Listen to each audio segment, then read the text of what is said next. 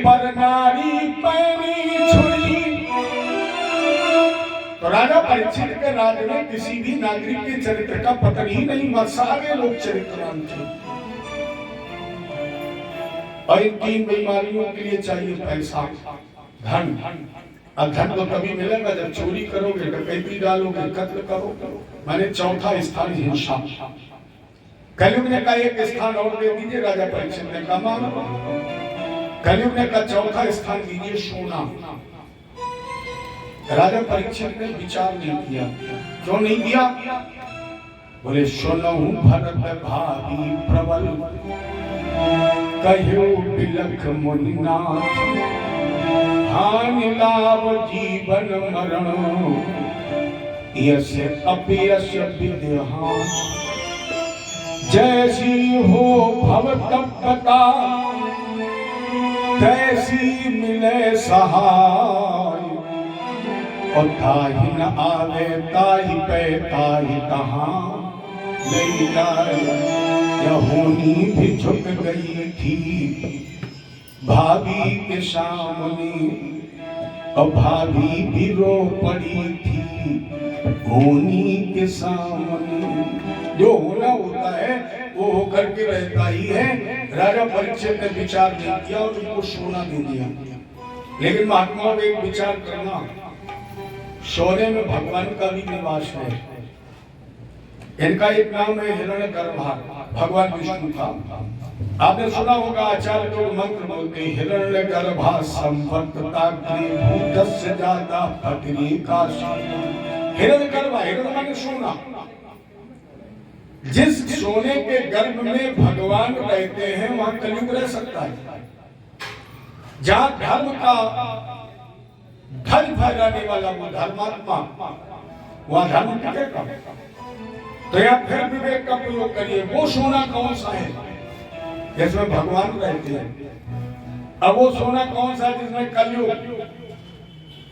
जो आपको धर्म से, पुरुषार्थ से, नियम संयम से या पैतृकता के रूप में धन मिला, उसमें मुझे ठाकुर जी का निवास है। और जो अधर्म से, जो अनीत से, जो भ्रष्टाचार से धन प्राप्त हुआ है, उसमें कभी भगवान नहीं रहते हैं, उसमें कलयुग रहता है। तो राजा परीक्षित के मुकुट पर तब तक कलयुग नहीं बैठा जब तक इन्होंने अपने पैतृक मुकुट का प्रयोग किया। कब बैठा? जब इन्होंने पापी जरासंध का मुकुट बांध लिया। केवल सोने के अंदर नहीं। अब जरासंध के मुकुट पर राजा परीक्षित का क्या अधिकार था? तो दूसरे का धन था। भगवान जानते थे इसी के माध्यम से कलयुग प्रवेश करेगा, इसलिए सुरक्षित रखवा दिया। और राजा परीक्षित ने वही मुकुट बांध लिया, दूसरे की संपत्ति का भोग। और जैसे दूसरे का मुकुट इन्होंने अपने सर पर रखा, कलयुग को मौका मिल गया और उसी मुकुट के माध्यम से राजा परीक्षित के सर पर कलयुग बैठ गया। हमारी आपकी बुद्धि कहाँ है? कलयुग सर पर ही तो है। बुद्धि मस्तिष्क शीश पर है। राजा परीक्षित की बुद्धि पर ही कलयुग हावी हो गया। परिणाम स्वरूप एक धनुर्धम विचरण मृगयाम बने, मृगानुमुक्ता शांता क्षुधित तृष्टुषु। एक बार राजा परीक्षित भाई मुकुट बांधकर धनुष बाण लेकर रथ पर बैठे और शिकार खेलने लगे। मृगानुमुक्ता शांता क्षुधित तृष्टुषु। राजा परीक्षित मृगया करते करते, शिकार करते करते थक गए, दोपहर हो गई, इन्हें प्यास लगी। तो इन्होंने खड़े होकर के देखा कि एक तरफ से जल पक्षी आ गई। राजा परीक्षित ने कहा इसी दिशा में जल होगा। रथ उसी तरफ मोड़ दिया। आगे सुंदर तालाब था। शमीक महात्मा के आश्रम पर शमीक जी बैठे हुए साधना में रत थे। कलयुग ने प्रणाम नहीं करने दिया। देखो यहाँ पर राजा परीक्षित बिल्कुल वैसे ही अपराध कर रहे हैं जैसा अपराध सती ने रामायण में किया है। दूसरी बात, जब अपराधी एक अपराध करता है तो फिर अपने उस अपराध को छुपाने के लिए अपराध पर अपराध करता है। सती जी ने क्या अपराध किया? भगवान को प्रणाम नहीं किया। और अपने पति पर संदेह हो गया, पहला अपराध हो गया। और जब अब ये अपराध हो गया तो दूसरा अपराध कर बैठी, सीता बन गई। और इतने पर भी तसल्ली नहीं हुई, शंकर जी के पास आई तो अगला अपराध कर बैठी, कछु न परीक्षा मैंने अपराध पर अपराध सती जी ने किए, उसी तरह परीक्षित ने भी अपराध पर अपराध किए। पहला अपराध, एक राजर्ष ने, देखो अज्ञानी अपराध करे क्षमा है, लेकिन ज्ञानी और महाज्ञानी अपराध करे वो अक्षम्य है। राजा परीक्षित संत नहीं है, केवल ऋषि नहीं है, राजर्षि है। और राजर्षि होते हुए कितना बड़ा अपराध किया। एक राजर्षि ने ऋषि को प्रणाम नहीं किया, और जब प्रणाम नहीं किया तो सती जी जैसा इनके भी मन में अविश्वास हो गया। और जैसे सती जी ने परीक्षा ली, वैसे राजा परीक्षित ने भी परीक्षा ली। क्या किया? बाण के द्वारा मरा हुआ शव उठाया और शमीक महात्मा के गले में डाल दिया।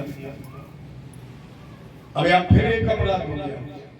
जब शमीक जी राजा परीक्षित की परीक्षा में पास हो गए तो परीक्षित का दायित्व बनता था कि अपने अपराध के लिए क्षमा मांगे और कहें गुरु जब मैं क्षमा कर दो, हमसे गलती हो गई।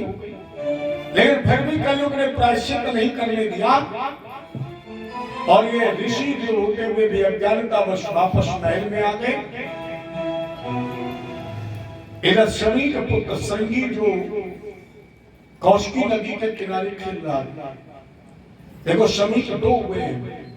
त्रेता में तो शमीक हुए विभांडक ऋषि के पुत्र थे और द्वापर में तो शमीक संगी हुए शमीक के पुत्र थे।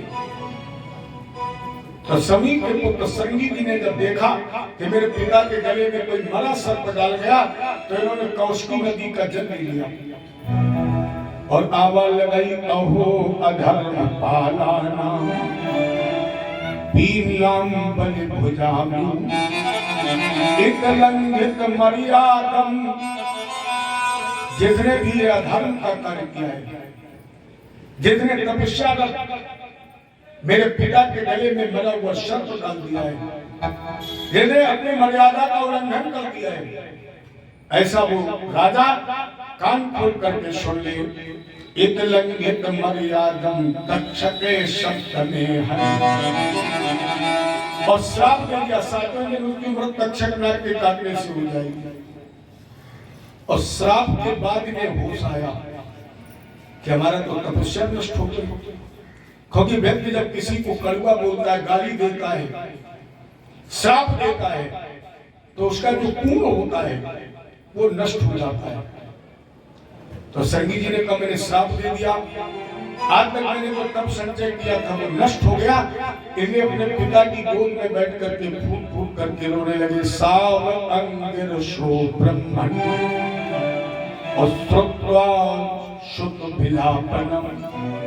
जब संगी जी के रोने की आवाज समीक जी के कान में पड़ी तो पूछा, विसर्ज पुत्रम पप्रच्छ वत्स कस्मादिभूतसी। बेटा क्यों बोल रहे हो, कारण क्या है? तो संगी जी ने कहा, हमारे पिताजी पन्नग कंठ विलोक की और मैंने दी हूं श्राप। सातवें दिन नरपाल को तक्षक काटे जाए। पिताजी मैंने श्राप दे दिया। शमी जी ने कहा, बेटा ये प्रथम अपराध था परीक्षित का, उसे तो राजर्षि कहा गया। और प्रथम अपराधी को भी इतने छोटे अपराध के लिए तुमने इतनी बड़ी सजा दे दी। ले जाओ संगी, हम तुम्हें भी श्राप देते हैं कि ये इस धरा का अंतिम श्राप होगा। तुम्हारे श्राप के बाद किसी का श्राप किसी को लगेगा ही नहीं। देखो शब्द बहुत दूरदृष्टि रखते हैं। समीक जी जानते थे भगवान चले गए, कलयुग को रहने का स्थान मिल गया। और कलयुग में मनुष्य कैसा होगा? तामस बहुत रजोगुण थोड़ा। और कल प्रभाव विरोध चौरा। सभी जानते थे कलयुग में सतयुग रहे, शतोगुण रहेगा नहीं, रजोगुण थोड़ा कहीं बचेगा आंशिक रूप से, और अधिकता किसकी होगी? तमोगुण की। और जब तमोगुण की अधिकता होगी तो जरा जरा सी बात में लोग श्राप दे देंगे, और अगर ये श्राप की विधा बनी रही तो मेरी समझ में राम ही मालिक है, 1 मिनट नहीं लगेगा।